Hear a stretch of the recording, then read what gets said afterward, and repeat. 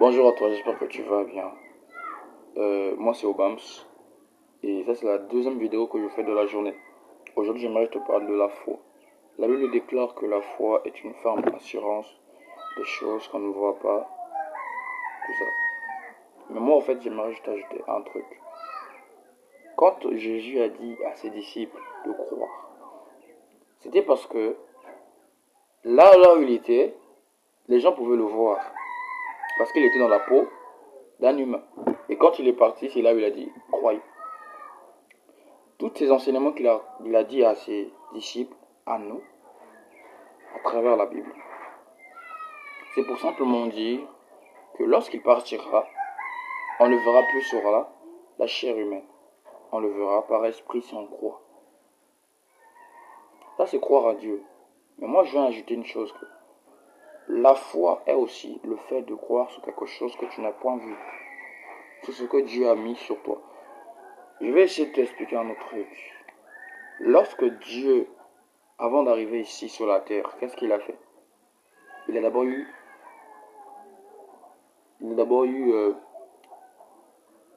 une réunion là-bas. Il a eu une réunion là-bas avec les 24 vieillards. Jésus, le Créateur lui-même, ils étaient tous assis. Ils sont en train de réfléchir parce qu'il y avait un grand péché qui a été commis. Le péché dont nous connaissons tous, le péché d'Adam et Ève. Ils étaient là en train de regarder. Ils étaient en train de voir, ils étaient en train de se poser des questions. C'est là où Jésus s'est levé et dit, lui, il a accepté de venir sur la terre pour se sacrifier. Parce que le sang d'un Dieu purifie des générations en générations. Le sang d'un Dieu peut purifier des générations. Et encore des générations, encore et encore. Et Jésus, qu'est-ce qui s'est passé?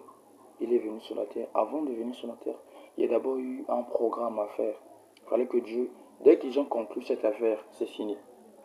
Il fallait que Dieu descende. Quand il est descendu, avant de descendre d'abord, quand je dis, ils ont envoyé l'ange Gabriel. Avant d'envoyer l'ange Gabriel, ils ont regardé dans toutes les femmes.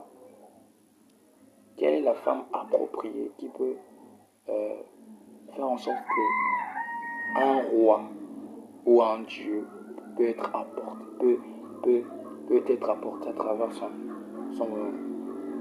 le ventre, si je peux dire comme ça. Ils ont remarqué. Et c'est là qu'ils ont vu une femme, Marie.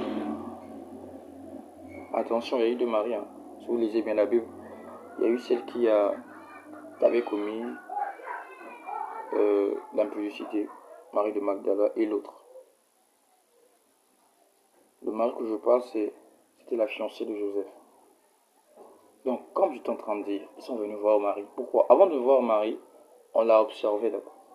On a vu sa façon de vivre, on a vu sa façon d'être. On a remarqué que cette femme craint Dieu.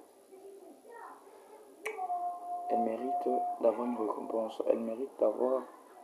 Parce que ce n'est pas n'importe qui peut prendre cette charge-là.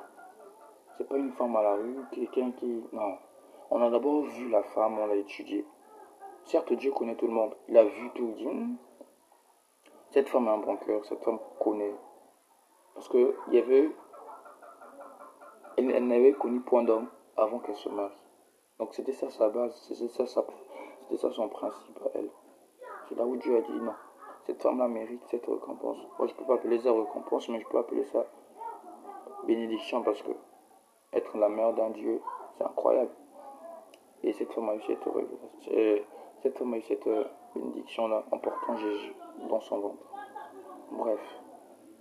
Donc, regardez le temps où ça s'est passé. Ça s'est passé dans le spirituel. Parce que quand on parle du spirituel, on parle des choses que nous, on ne peut pas voir. Lorsque Dieu fait des programmes pour nous, on ne se rend pas compte. Nous, on n'est même pas, quand on dit, on n'est même pas là-bas, on ne sait même pas ce qui se passe. C'est après qu'on reconnaît que non, Dieu, il a fait telle chose pour nous, pour moi, pour toi. Ce que j'essaie de te dire, c'est quoi? Il y a la foi où on appelle la foi de croire en Dieu. Parce que Dieu, c'est un esprit, un grand esprit. Il y a aussi la foi qu'on appelle la foi de croire sur ce que Dieu a fait sans le voir s'accomplir. Parce que quand tu crois que Dieu déjà fait et ça s'accomplit, parce que tu as cru. Prenons l'exemple de la femme de la perte de sang. Elle, avant de toucher Jésus, elle avait cru. Parce qu'elle avait entendu des choses qui venaient des autres. Que non, le Dieu là, il est capable de sauver. Le Dieu là, il est capable de faire des choses. Et qu'est-ce qui s'est passé? Il a entendu. Elle a entendu. Excusez-moi. Quand elle a entendu, elle a dit non. Moi aussi je dois tester. Vous avez vu? Le fait de croire, ça a poussé la guérison en elle. Dieu n'a pas voulu, Dieu n'a pas touché la main. Sa tête plutôt. Dieu n'a pas touché ta tête pour dire que soit béni ou soit guéri. Le fait simplement de croire. La croyance vient du spirituel. La croyance n'est pas physique. Croire sur quelqu'un, croire sur un Dieu, je vous assure, c'est quelqu'un que tu n'as jamais vu, mais tu crois. Tu ne sais même pas de comment il ressemble, mais tu crois. Cette femme l'a fait avant de toucher Jésus, avant que Jésus passe. Il dit, avant qu'il passe, je dois le toucher. Je dois le toucher. Pourquoi? Parce qu'il a eu la foi. Il a entendu des miracles. Il a entendu que cet homme-là a guéri un homme qui était malade pendant 32 ans. À cause de ses propres péchés à lui-même. Mais je dois toucher au mur pour savoir. Elle a touché. Et c'est là où Jésus dit que la partie qui m'a vraiment intéressé, il dit quoi? Il dit, qui m'a touché? Or, là où il était, ils étaient tellement nombreux. Tout le monde pouvait le toucher. Ce que je veux te dire, c'est que c'est la foi qui a tiré une énergie provenant de Jésus. La foi est la base de toute chose qui est ici sur le monde. Le monde a été créé au spirituel. Le monde a été créé au spirituel. Et ça s'accomplit au physique. La Bible dit que, regarde Jean 1, verset 1. Au commencement était la parole.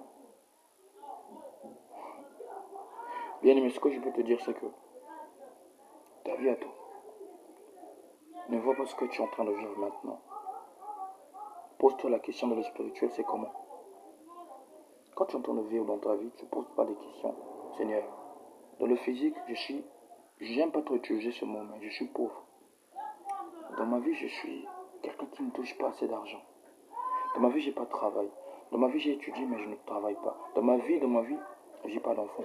Mais dans le spirituel, pose-toi la question. Comment tu es? Est-ce que tu t'es posé la question? Ça, c'est la foi. On appelle ça la foi, la grandeur.